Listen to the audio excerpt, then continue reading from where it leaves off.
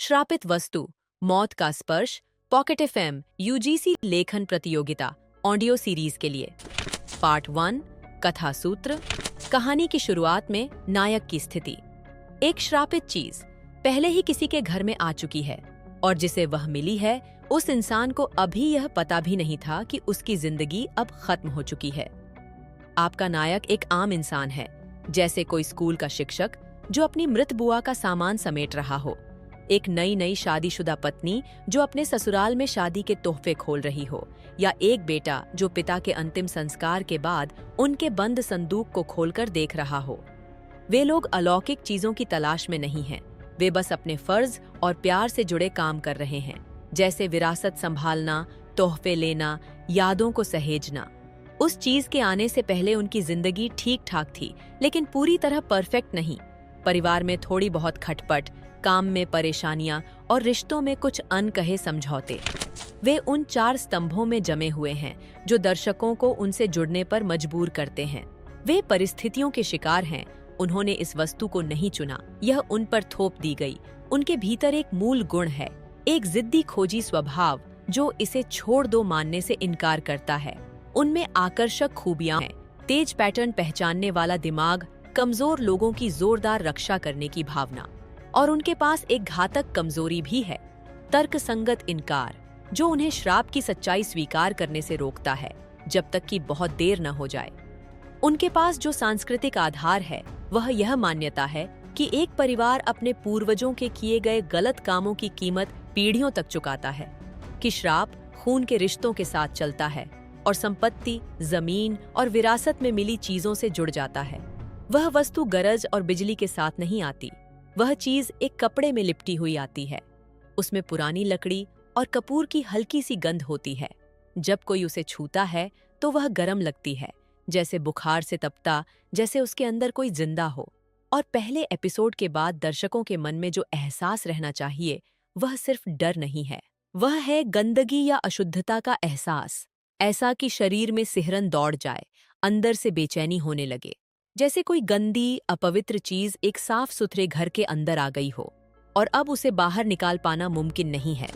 कहानी को शुरू करने वाली घटना, उसका दुश्मन और आगे का सफर। कहानी की शुरुआत एक ऐसी घटना से होती है जहां प्यार और लगाव से किया गया काम ही मुसीबत का दरवाजा बन जाता है।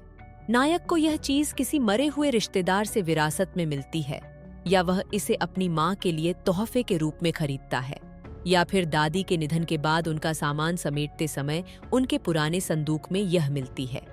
सबसे खतरनाक श्राप वही होते हैं जो इंसान की अच्छी नीयत पर हमला करते हैं, और यह श्राप भी उसी रास्ते से अंदर आता है जब इंसान सोचता है, मैं तो बस कुछ अच्छा करने की कोशिश कर रहा था।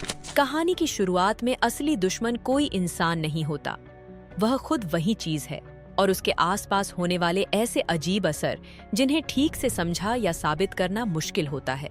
नींद खराब होना, स्वभाव बदलना, छोटी छोटी दुर्घटनाएं होना, जानवरों का डर कर दूर भागना, मशीनों या फोन का बार बार खराब होना। यहाँ लड़ने के लिए कोई सामने खड़ा दुश्मन नहीं है, न कोई साफ वजह समझ आती है, न किसी से बात करके हल निकाला जा सकता है।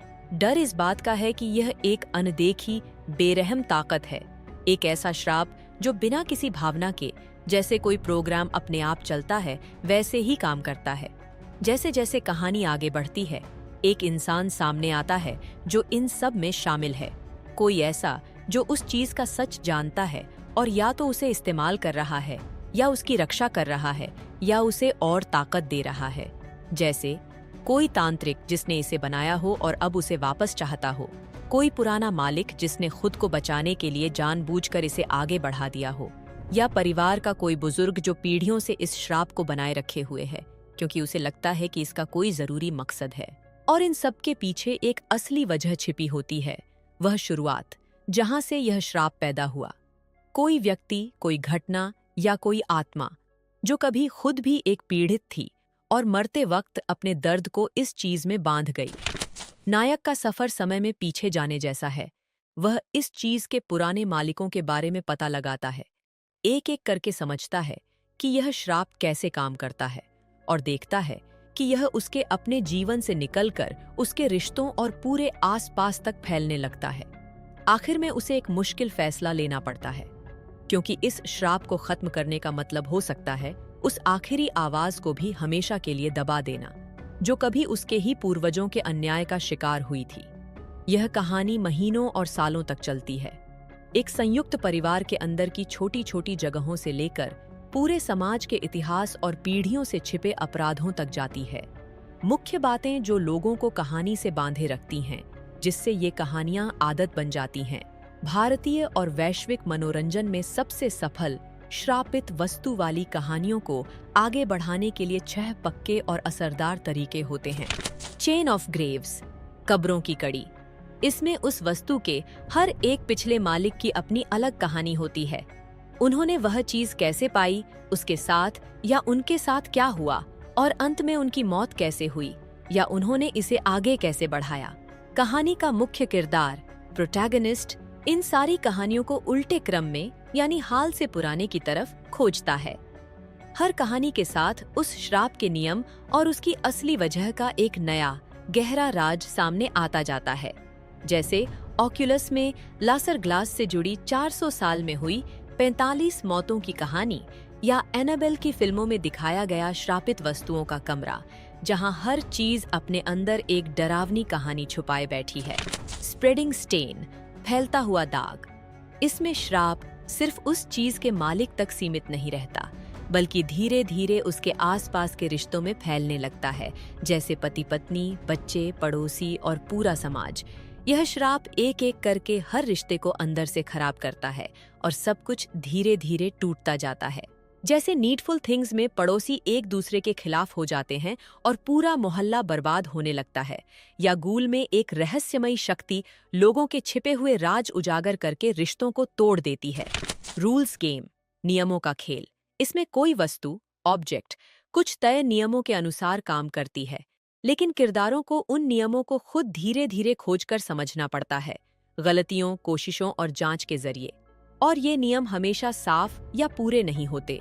वे गलत भी हो सकते हैं, अधूरे भी, या समय के साथ बदल भी सकते हैं। जैसे टम्बार्ड में अनाज चढ़ाने और नींद से जुड़े अनुष्ठानों के नियम हैं, जिन्हें समझना जरूरी है, या रिंगू में टेप देखने और उसे आगे पास करने के नियम धीरे धीरे सामने आते हैं। मॉरल मिरर, नैतिक दर्पण। इसमें श्राप हर मालिक की खास नैतिक कमजोरी को निशाना बनाता है। ये एक तरह से ऐसा आईना बन जाता है जो हर किरदार की सच्चाई और अंदर की कमजोरियों को उजागर कर देता है।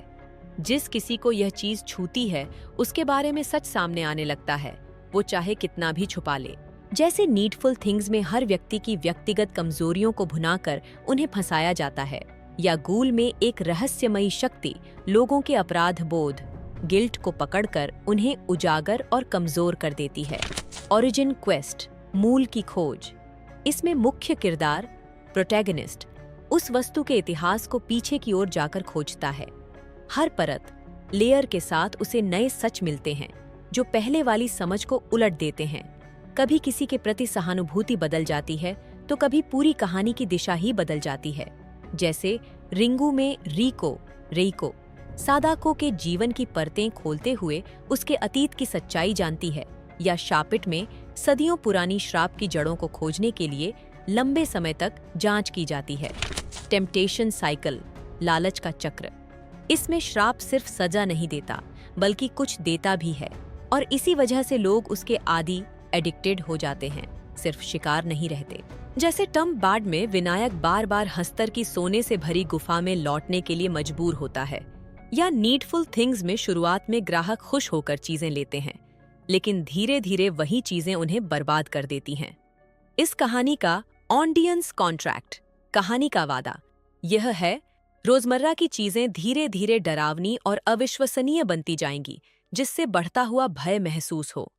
हर शिकार की कहानी एक बड़ी श्रापित श्रृंखला का अलग अलग चेहरा दिखाएगी।